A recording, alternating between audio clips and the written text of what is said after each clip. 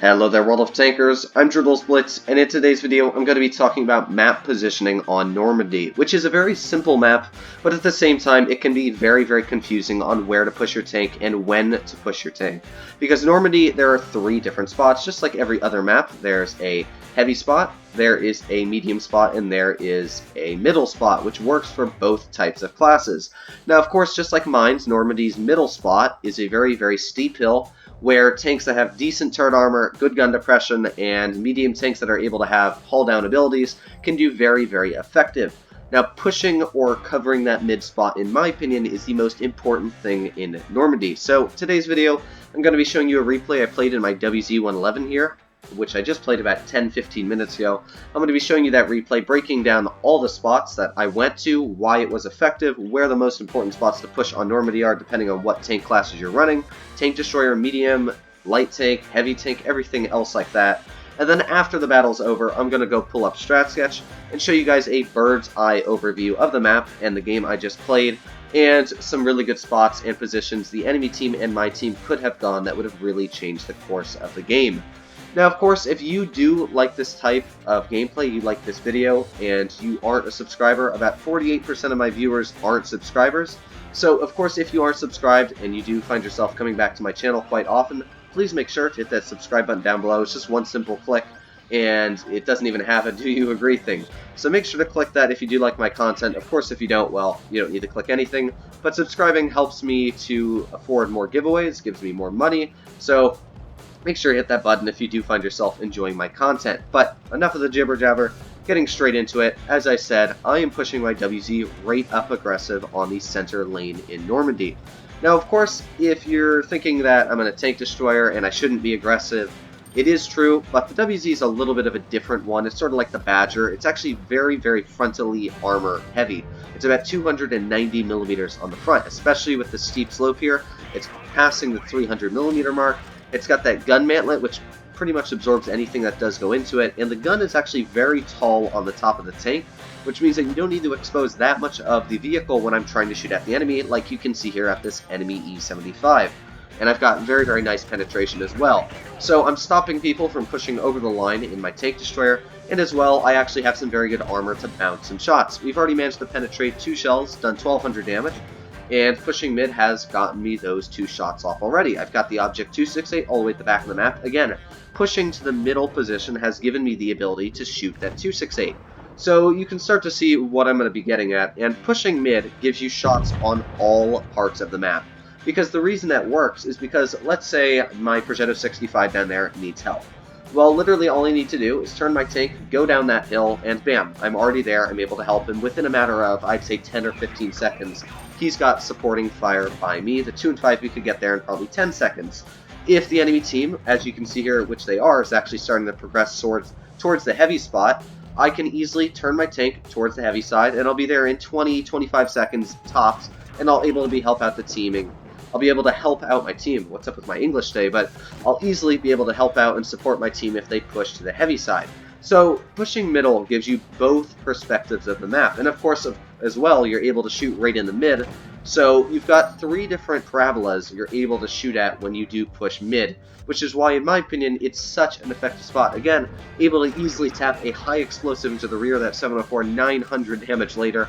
We've just managed to break the 4K scale, and we're still full health because, of course, pushing mid, I didn't have to expose any part of my tank. The enemy team didn't go there, and that's why we were able to steamroll them so easily.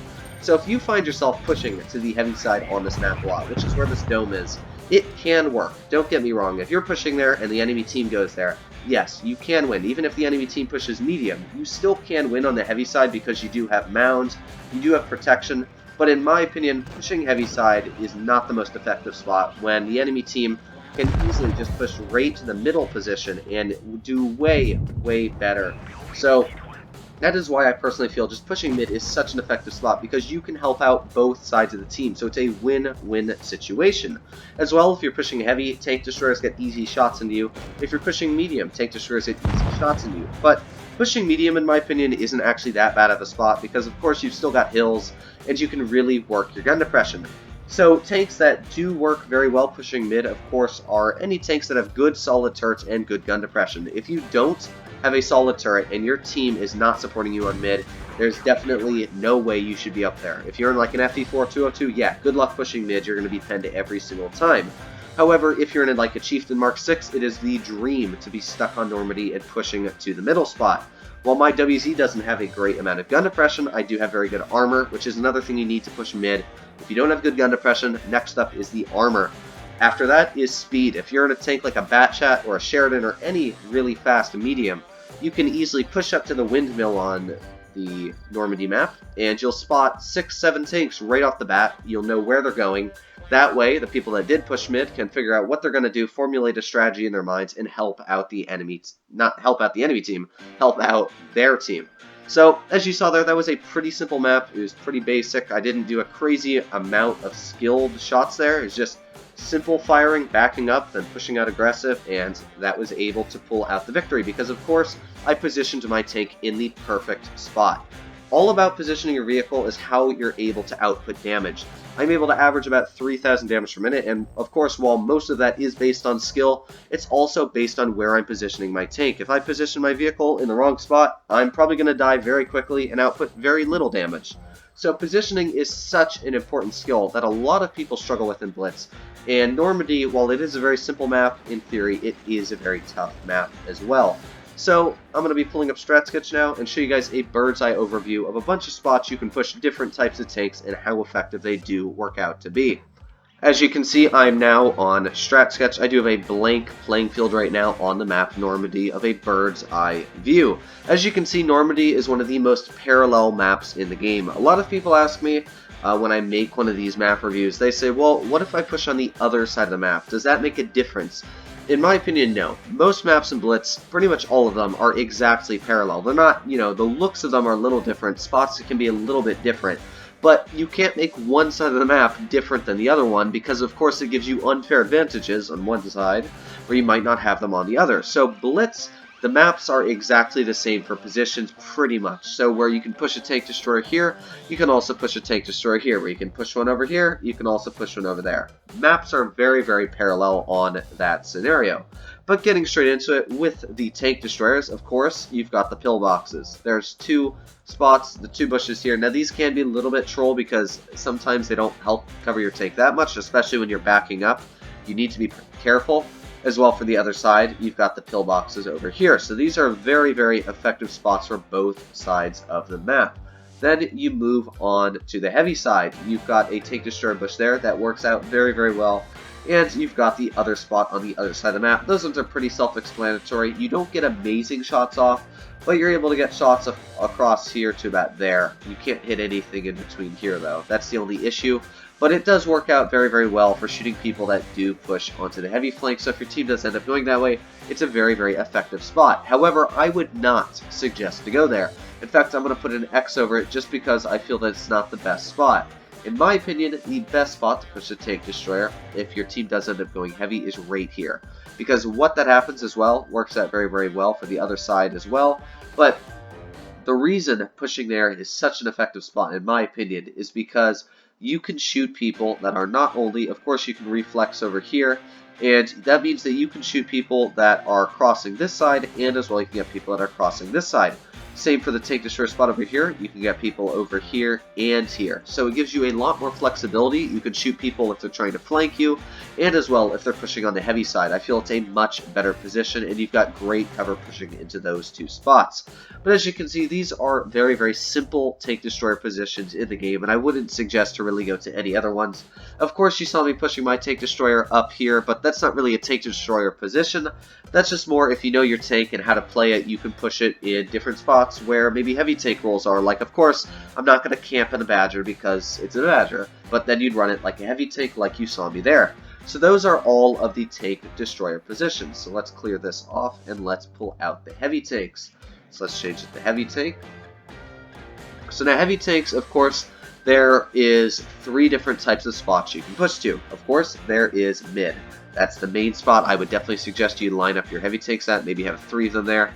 You're pretty much going to be unstoppable if you do push to mid. As well, there is the base capture area. Never, ever push there. In fact, it's such a bad spot, I'm going to put a red X there. That is one of the worst spots to push a heavy take in the entire game, because you're sort of stuck by the plane, you can't really get shots off, the enemy team can easily push in on you, you've got tank destroyers that can shoot you. It's just an awful spot pushing into the little pit there. Never ever do that where the plane crashes. The other good spots for heavy takes, I guess, would be over here, and as well, you can push them down there. So those are 3 good spots for the heavies. I don't push them down here because that's too far of a push in my opinion. That tank destroyers can easily shoot you. It's just too far down. So I would say the most you want to push is around to this spot. Unless, of course, and this is the big thing about games, is games are always unpredictable.